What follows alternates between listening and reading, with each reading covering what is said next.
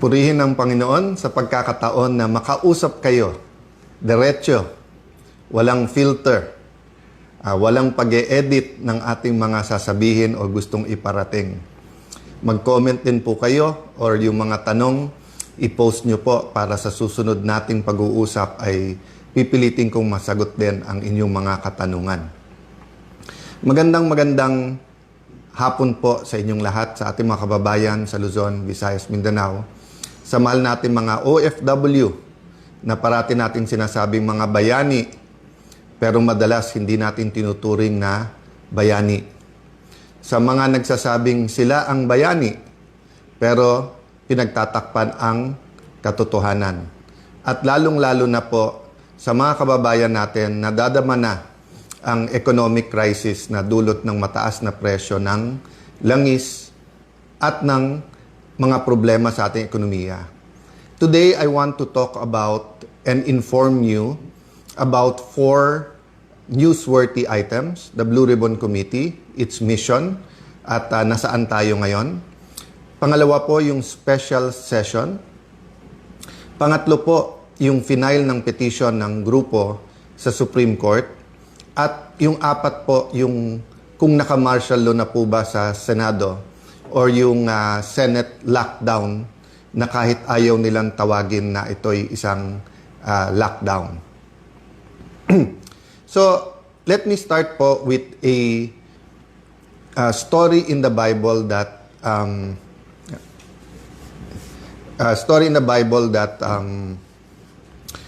madalas ko tong pag-isipan, nakaka-encourage to sa akin at nag-e-encourage po sa iba.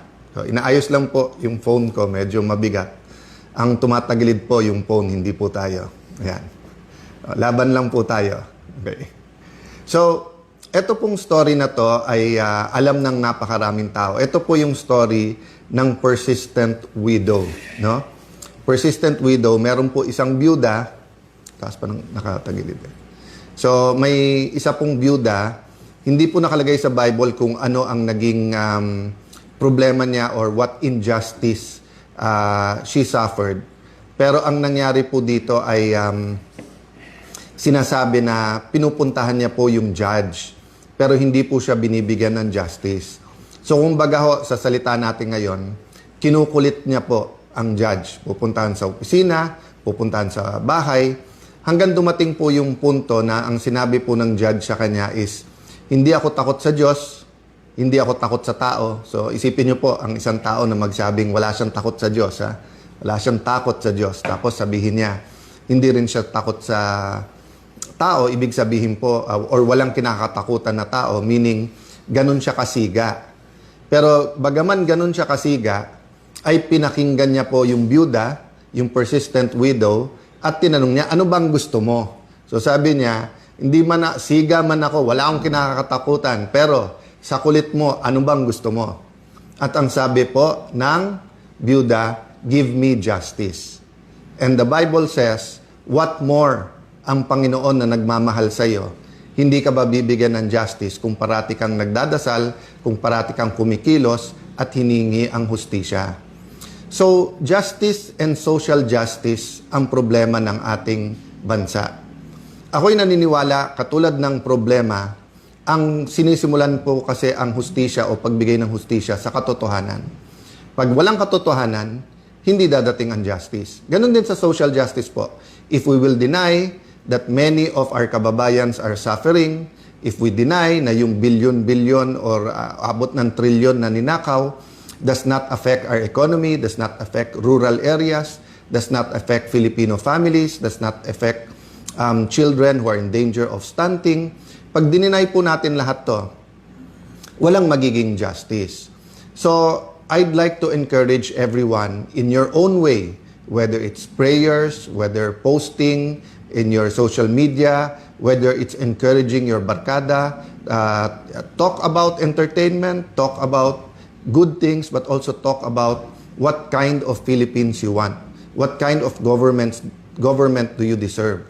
What kind of environment should your children have in school?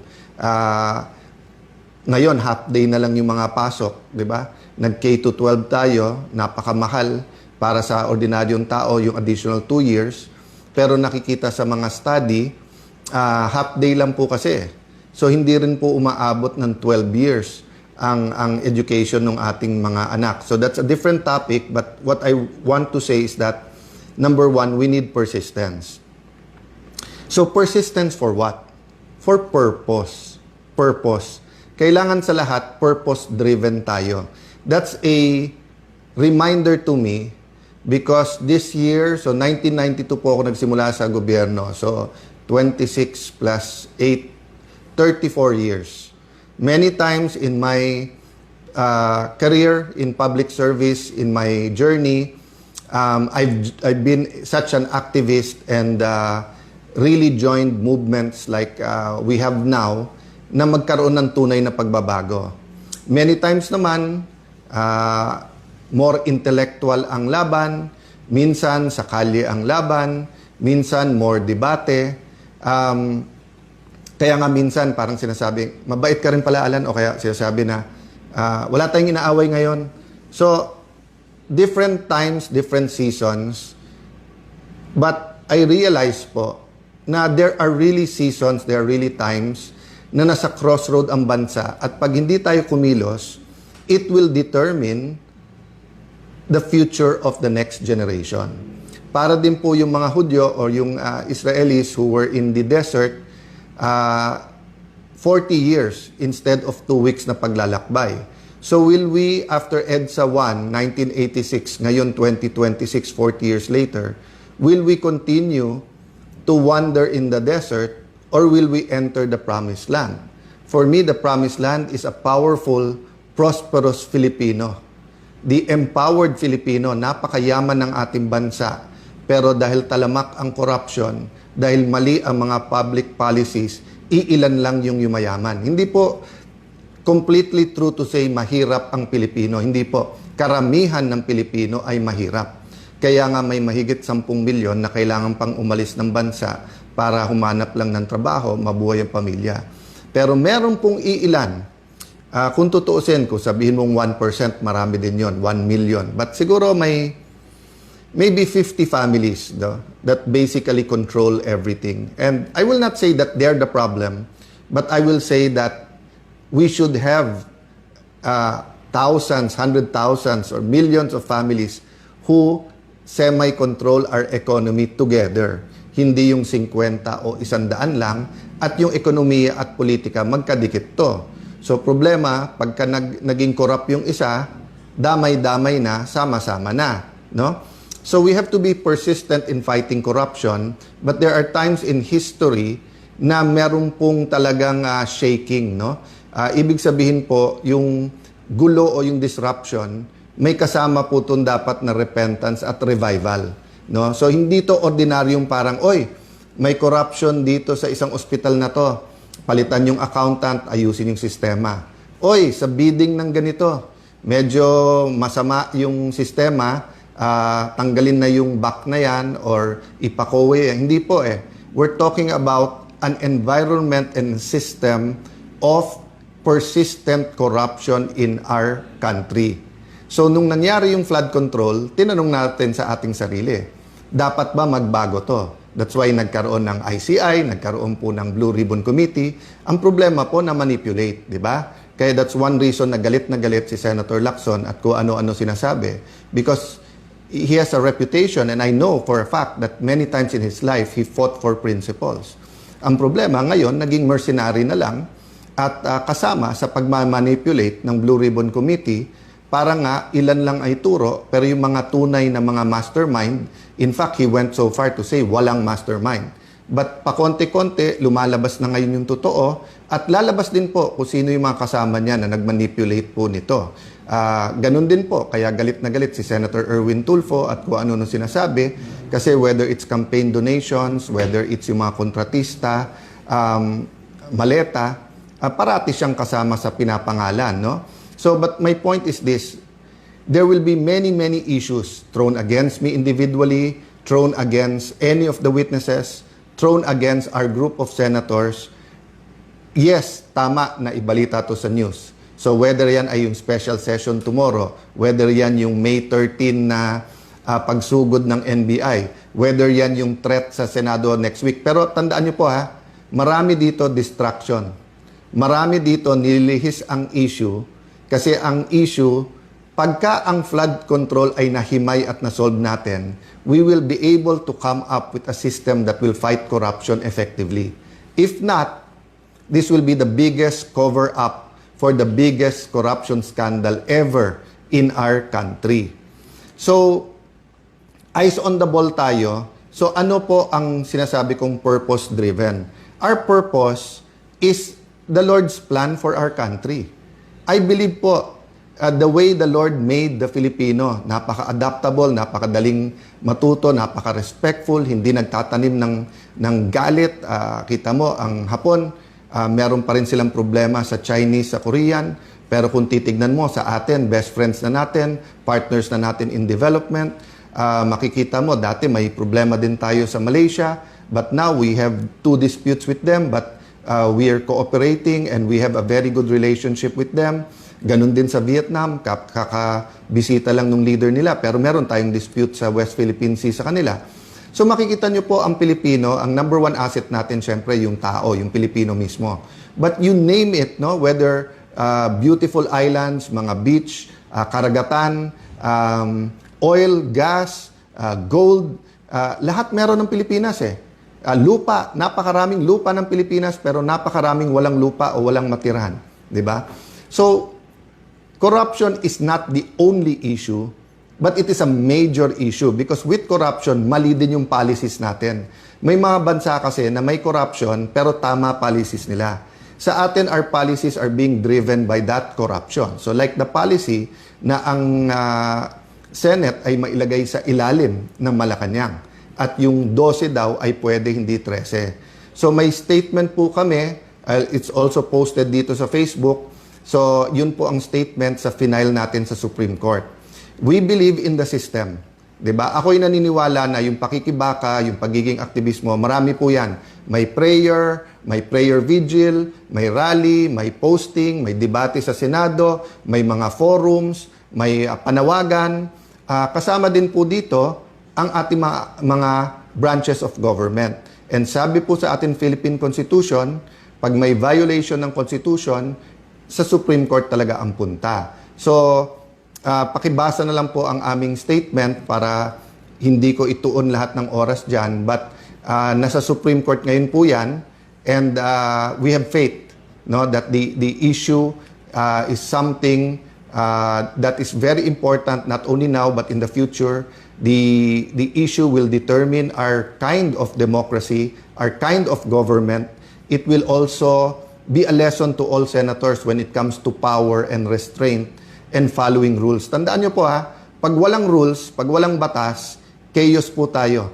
Ang mangyayari Wild Wild West. Kung sino mas malakas boses, sino mas maraming barel, sino mas maraming pera, or babalik tayo dun sa, yung pag-uusapan natin ngayon, 4 P's eh. Plans, persistence, purpose, principle. Pero kapag walang batas, babalik tayo dun sa guns, goons, and gold. Diba? Yan yung 80s eh. Yan yung sinasabi na pagka may 3G ka, hindi ano yon, hindi 3G ng cellphone. Ang ibig sabihin nun, guns, may armas ka, nandyan sa'yo police o militar or may private army. Goons, kasi kahit may baril ka, kung wala ka naman tao, but gold. Diba? Kaya yung biro nung time na yon na tinutotoo ng ibang politiko or warlords is the golden rule. Who has the gold rules? So, alam naman natin ngayon kung nasaan yung gold, nasa maleta. At lumalabas kung sino nakakakuha ng mga maraming maleta. So, pinaglalaban ngayon using the modern day guns and goons para maprotektahan yung kanilang gold. Ginagamit din po yung gold. So, persistence, purpose. So, ano po purpose natin? Purpose, lumabas ang totoo. Purpose is to build the kind of Philippines that we all want. May I ask the law students or all students, Constitution, Philippine Constitution is a subject that we should all embrace. Tignan niyo po yung preamble ng ating Constitution. Basahin niyo ng basahin po 'yon. Ako po, pag medyo na disillusion or kailangan paalalahanin ko kung anong ating pinaglalaban. Of course, binabasa ko po yung Bible, respecting everyone kung ano religion nyo. Going to God is the primary, di ba? But secondarily, I go to the preamble of the Constitution at pag nabasa mo yan, mararamdaman mo yung struggles ng ating mga heroes. No? So what are plans? Sabi po sa Jeremiah 29:11, "For I know the plans I have for you, plans to prosper you and not to harm you, plans to give you hope and a future." So sabi ng Panginoon, maganda plano ko para sa inyo. Planong pagpalain kayo at hindi saktan, plano bigyan ng pag-asa at kinabukasan. Sabi ng aking kaibigan, aking kapatid, si Carlos, yung kinabukasan at yung pag-asa, pinagsama niya doon. Kasi nga yung pag-asa mo ngayon, pero may pag-asa ka rin bukas sa mga anak mo. So what we're doing now will affect. So EDSA 1 affected my generation. EDSA 2 affected the other generation. Diba? All these scandals, Napoles, ngayon flood control, how we handle it will affect the generation of the Gen Z and the generation that has yet to be born. That's why it's important we're persistent at wag natin tong bitawan. So tomorrow may special session. Kung titignan mo lahat nung nasaan, ang gaganda, di ba? Isang tingin mo, sabi ko, ang gaganda ng mga bills na to. Some I agree with, some I don't. But kung titignan mo, katulad nung anti-dynasty law, nasa interpellation pa lang yan eh. Imposibleng mapasa yan sa isang araw unless brabrasuhin nila para may pakitang tao. Kung titignan mo yung ibang bills, alam nyo ba, pwede namin pinasayan nung Senate President ako. Pero hindi naglagay ng members sa committee yung nagsasabing sila na majority ngayon, yung 11 na naging 12. So, yung sinasabi nila na mga generals, and ako yung humingi ng apology sa kanila, naipit sila sa mga to, alam niyo nung nag-adjourn sinidi sila ng Wednesday, pwede silang mag-session hanggang Friday kung naniniwala talaga sila na yung 12 nila ay may quorum. At pwede lang gawin lahat ng gusto nilang gawin sa special session tomorrow. So yung mga nauna na nagbigay ng opinion na this is for leadership change, yan din nasa mind namin. So sa meeting ng grupo ng ating mga senador yesterday, yan ang dinidiscuss namin na lahat ginagawa, no? Pagsugod ng NBI, paghuli kay Bato, pag-walk out, yung napakaraming issue na binabato nila, magtrabaho, etc. But in the end, it's all about the flood control and who's guilty and how do we protect everyone, how do you protect the mastermind and how do you protect Malacanang. So we will not get to the Lord's plan. We will disagree on politics, but we all agree that God meant the Philippines to be a prosperous, powerful nation. Let me address myself to fellow Christians, no? Pasintabi sa aking mga kapatid na Muslim, no? Assalamualaikum sa mga kapatid na Muslim. For how many decades, centuries have we been claiming to be a Christian nation? Pero ano nababasa ng ibang mga bansa tungkol sa Pilipinas? Idolatry, immorality, corruption, di ba? So we have to change that. So dyan pupunta. How do we change that? Through our principles. Ang pinaglalaban namin, hindi power, hindi position, prinsipyo. So, kung 13 na sa kanila, congratulations. We know how you got it, sa pananakot, panunuhol, sasabihin, ikukulong. But sabi namin na anytime na 13 kayo, kayo na mamuno. Pero hindi magbabago principle namin. Kaya ang tanong ko, kung makukuha nyo yung 13, buburahin na naman natin yung flood control or IFRO front and center natin to. Lahat kinukuyog nyo buong Pilipinas na magkaroon ng impartial na impeachment. Pero ayon yung hindi kayo ang mag-preside. Ayaw nyo na ang numero ay 24. Binabago-bago nyo. Pinost ni Senator Win, tapos tinanggal. Tapos ngayon ay sinasabi ni Senator Win, hindi, talagang 1624. Tapos sinasabi ng ibang prosecutors, hindi. Supreme Court lang pwede magsabi. Whether yan ay congressmen and women prosecutors o yung private court. Ginugulo na po nila kasi kasunod yan chacha.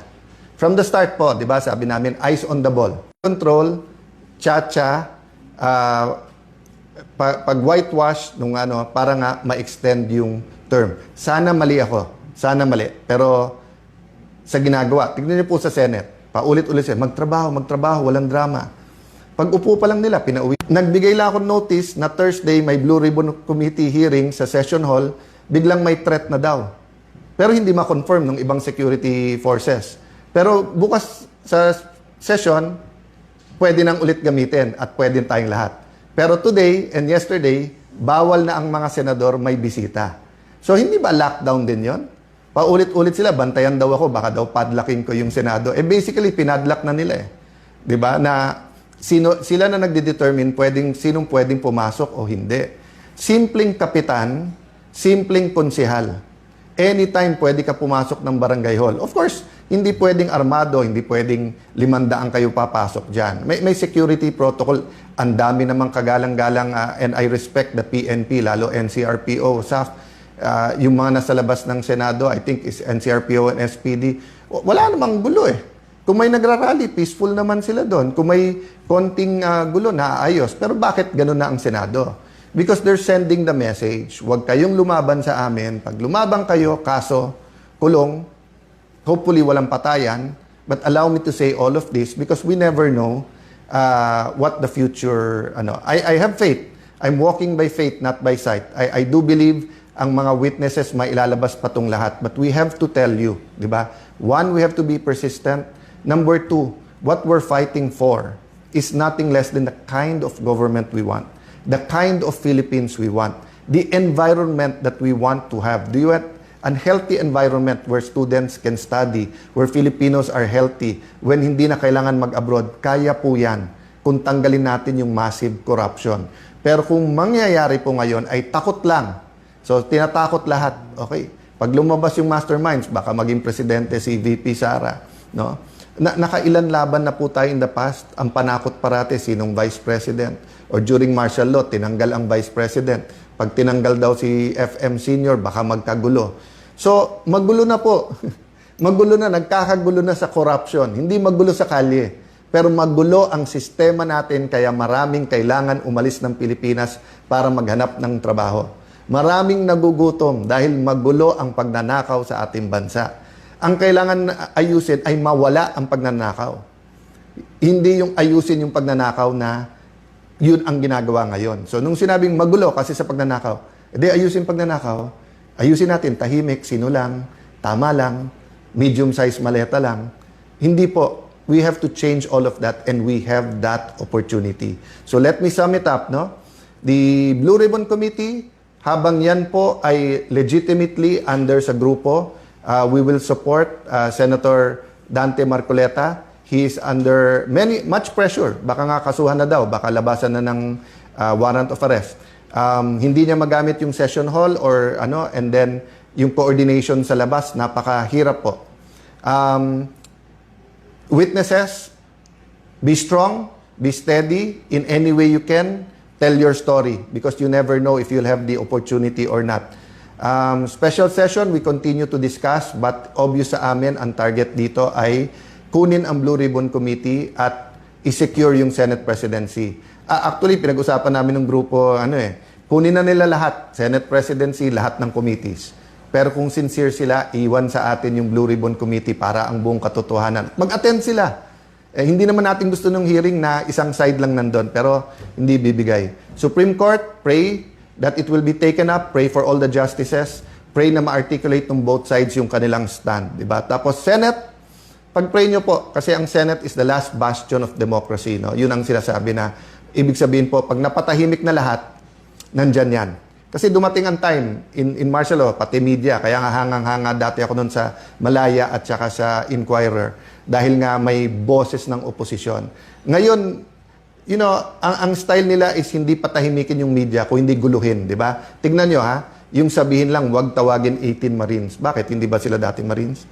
Hindi ba pati pag-retired tawagin? So, naging bagman. Ang bagman po, yun yung taga-kuha mo ng pera, hindi yung taga-buhat ng pera. So, yung mga bagman po, yun po ang sinusumbong nung 18. Hindi po sila bagman. Tapos ngayon, na lang, former employees of Zaldico. At yung mga media, sumusunod yung iba. So, ang Malacanang na pala nagdidikta how to describe a witness. No? Ako hindi ko dinidikta sa media. But ang sinasabi ko lang, that's the kind of environment we have now. That the anti-corruption forces can only rely on truth. But the pro-corruption forces have all the means even the small means of crafting words so that emotions can be controlled. So, ito po ang inyong lingkod, si Kuya Alan. Hindi ko na sabihin senador, hindi ko na po sasabihin Senate President, whatever, kasi yung posisyon, baliwala sa akin yon. Pero gusto ko pong maging kuya, kasi ang kuya po, pinoprotektahan yung mga kapatid. Ang kuya po, sinasandalan din ni tatay at ni nanay para tumulong din sa pamilya. Si kuya, pwede mong katukin kahit anong oras. So, I draw inspiration also from my colleagues and allies in the 12. Marami pong pagsubok ang bawat isa, whether it's health issues, whether it's yung kaso, etc. So pag-pray nyo po kami. But yun nga po, let me affirm my faith in our system, in our constitution, in the Supreme Court, and first and foremost, no, in the God that I believe is alive. So again, we will update you. Please read the statement, and I think the petition should be made available usually after a few days. Pinopost yan ng Supreme Court. God bless you po.